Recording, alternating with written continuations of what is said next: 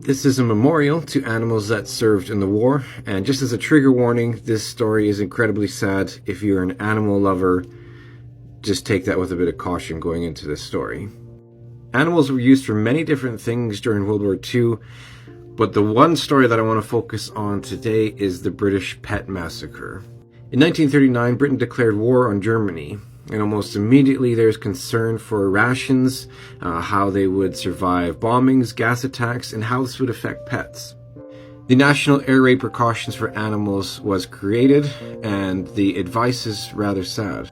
The truth of the matter is that there was no rations for pets. They had rations for humans and service animals, but pets, no. The advice then from this committee was either to take the animal out to the country, or in their words, the kindest thing to do would be to have the animal destroyed. This sent off a national panic, and nearly 750,000 dogs, cats, and other pets were euthanized. It was perceived as a humane action to take, as there wouldn't be food for the pets, and also many believed that it was wrong to have the luxury of a pet during the war.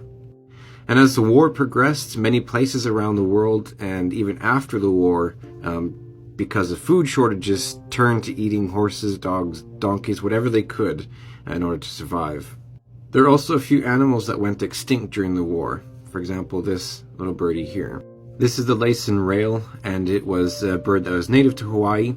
When Hawaii was turned into a U.S. naval base, this bird went extinct simply because of all the rats and other animals that came along with the U.S. Navy base. Another animal that went extinct was the Japanese sea lion. This is over a few decades, from the 1900s up to the 1930s. It was either overhunted, or it was killed off during fighting, or it had to leave its habitat due to fighting. And that's not to mention the zoos, farms, and other places that were either destroyed or they had to kill the animals out of necessity. As in all wars, the innocent suffer the most, and I think we should be right in remembering the sacrifice of these innocent animals.